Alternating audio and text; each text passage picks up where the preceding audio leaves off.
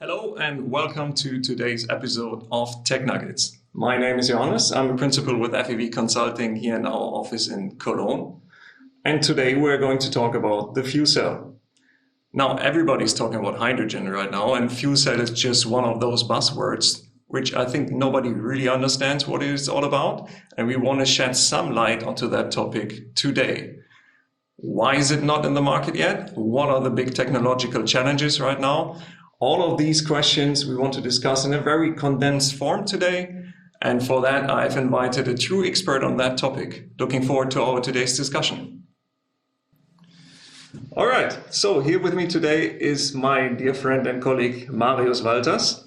Welcome, Marius. Yes, hi, Johannes. Pleasure to have you here. Now we want to talk about fuel cells today. Tell me, why am I talking to you exactly? Yeah, so I'm leading the Department of Fuel Cell and Fuel Cell Systems at FEV. And yes, I'm convinced that fuel cells will play an important role in the fuel cell and also hydrogen.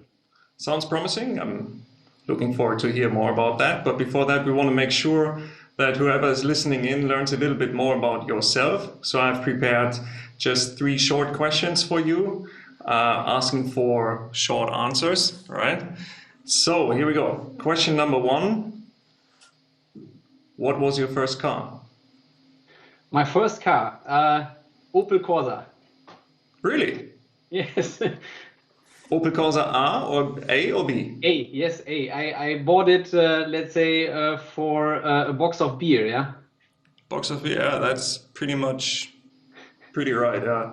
But it had the biggest engine, so the 1.4, yeah? So this was important. Oh.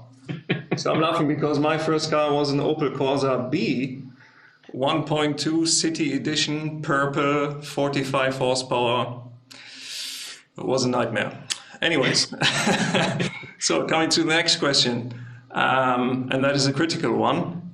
Motorsports or football? So let's say I started, or my let's say my motivation for getting or becoming an engineer was from the Formula One, Michael Schumacher. Sure. This period of time, but becoming older, becoming more let's say reliable, and so I think it's important to use energy efficiently, but driving fast is still something which is making me smile. Yeah.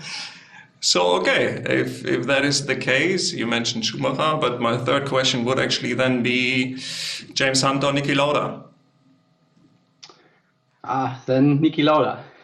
Niki Lauda, good choice, I guess, good choice.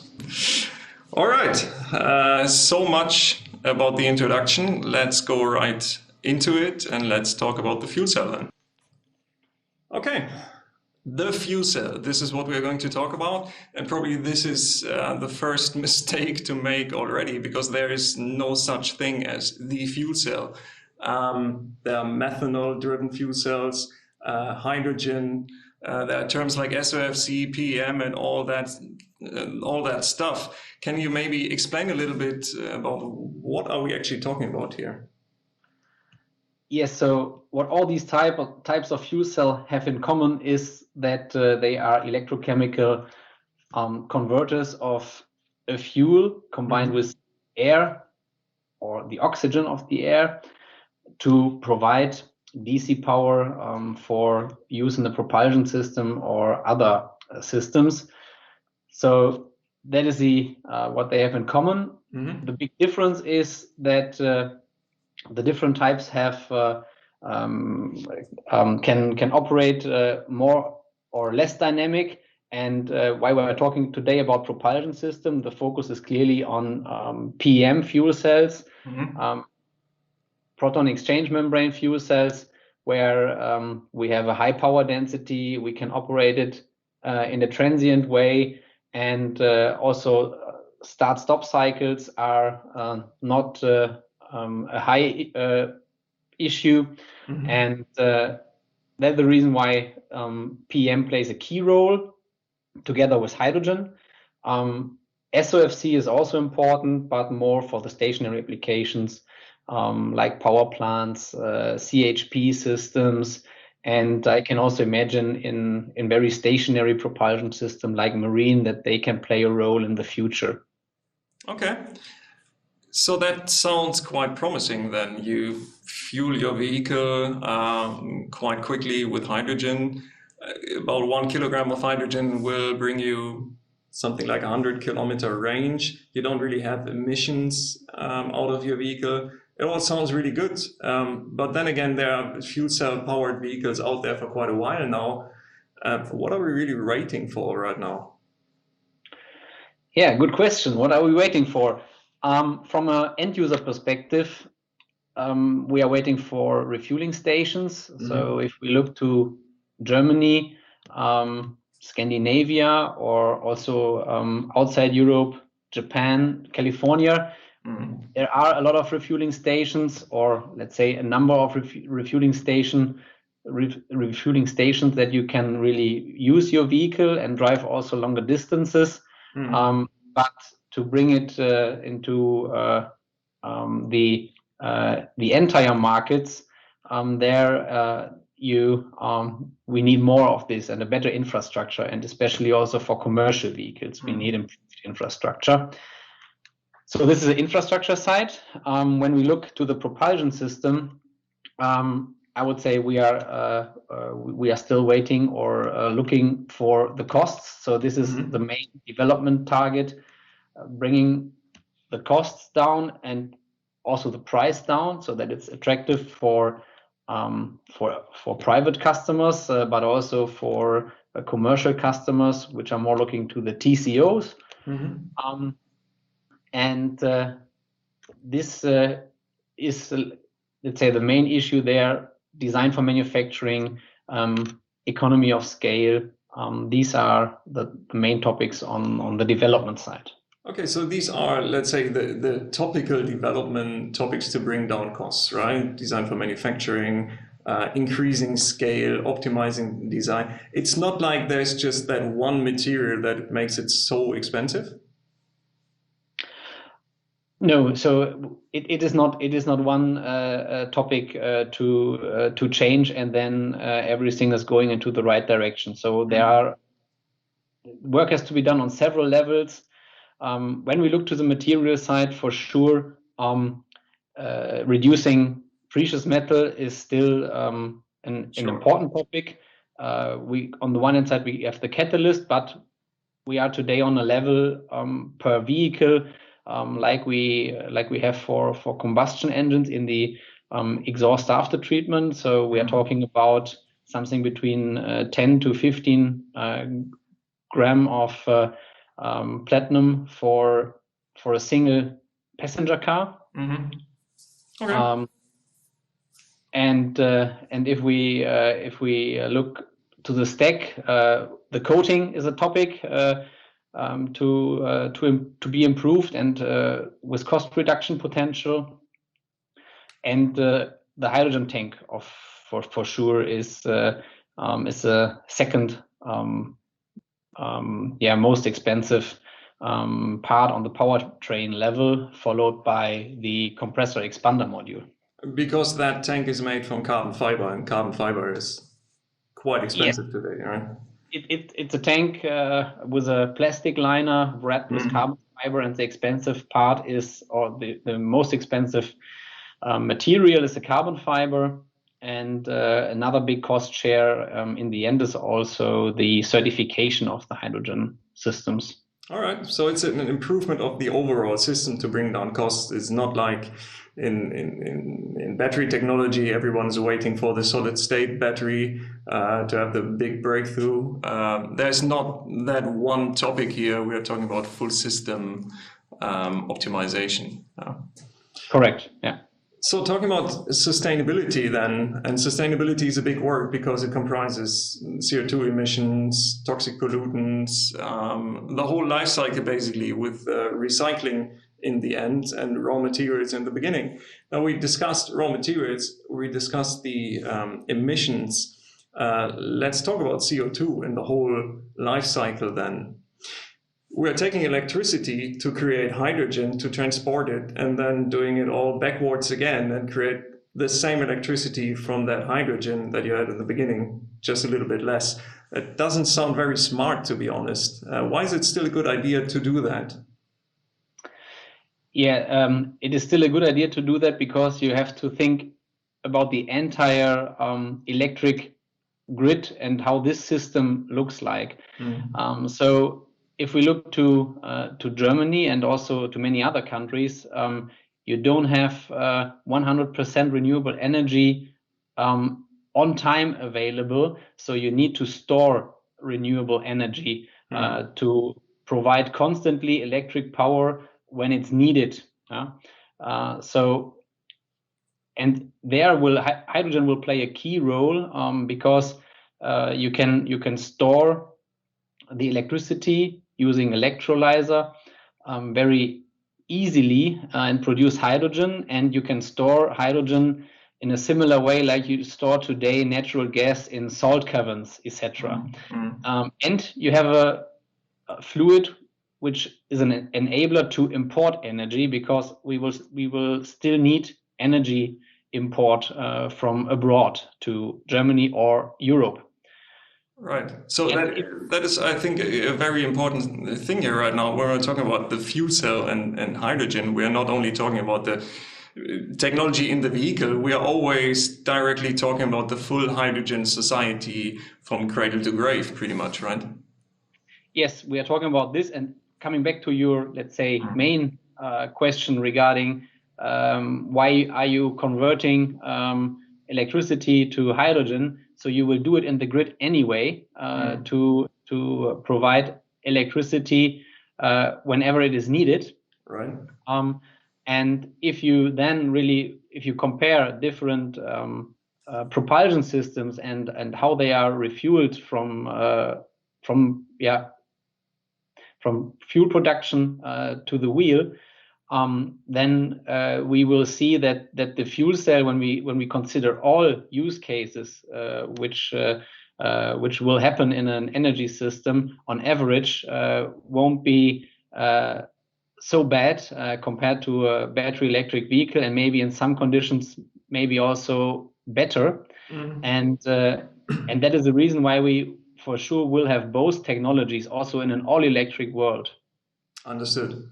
So that's what's needed to get the breakthrough for fuel cell. Yeah? Green energy, first of all, and then a good infrastructure and the technology to, become cheaper and make it more affordable for the end customer. Is that it?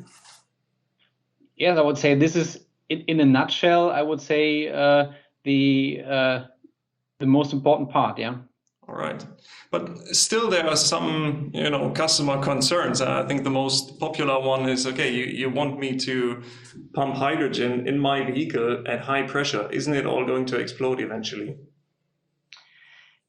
Yeah, so I understand that this view exists, but I also see that there is also a lot of acceptance for this fuel, and I think we have to understand that the risks are different, but on average we have a similar risk level. So today you fuel a fuel to your vehicle without gloves, which can create cancer. Yeah, and so we also accept this risk.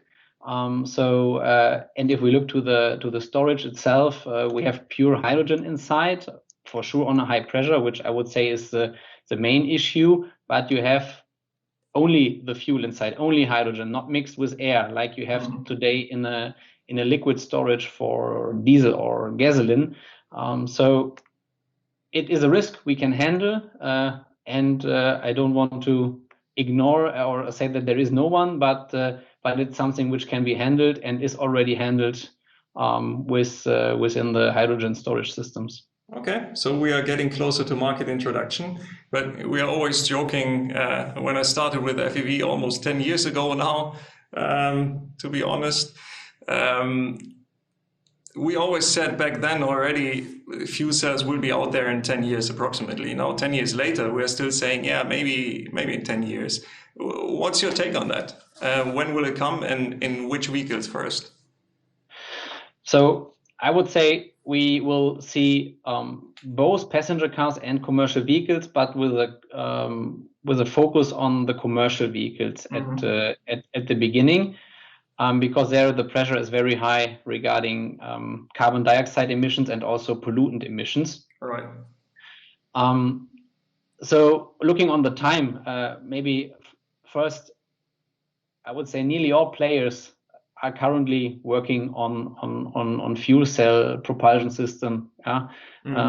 Sometimes there are some other voices, but I would say this is something we should be aware of, that all key players, OEMs and tier ones, are working on fuel cells.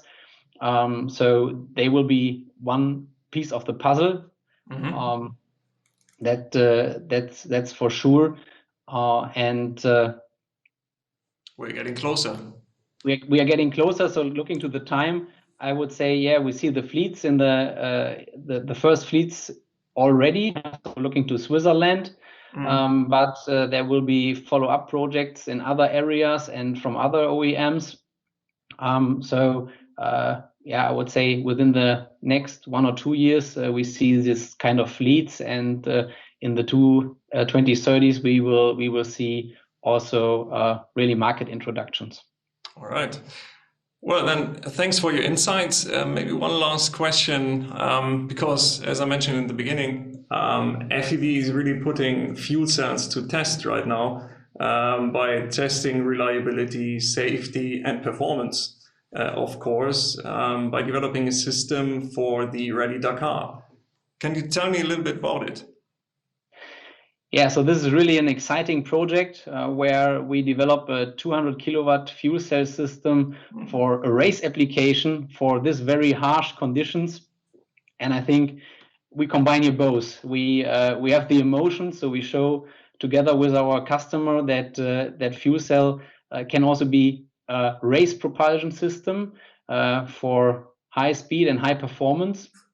And on the other hand side, technology will be developed which brings benefits to commercial vehicles and also passenger cars, because we have very high temperatures, we have shock vibrations, we have very sandy boundary conditions. So there will be a good outcome also for the daily life. Right. That indeed sounds really exciting. Keep me posted on that, and for sure I'm waiting for my invitation for the first test drive, right? For sure, you will be invited to the race and also to the test drive because you are our FEV racing guy, right? There you go. There you go. Thank you very much, Marius, for taking the time today. I hope you enjoyed it a little bit. Yes, thank you very much, Johannes, for invitation. I really liked it, and I hope to be invited again. For sure, and we will find topics. Maybe the benchmark that is coming up, you will be getting the new Toyota Mirai quite soon. We are going to tear it down, disassemble it to the single components. Maybe that's something we can talk about next time, right? Yes. All right. Well, then, I hope you enjoyed tuning in, listening to it, or watching it. If you did, please let us know. Also, let us know if you have ideas how to improve it, or if you have a certain technology that you want us to discuss in this format. We're happy about any kind of feedback. Yeah. So thanks for watching, and see you next time. Next time it will be Patrick talking. Take care. Bye-bye.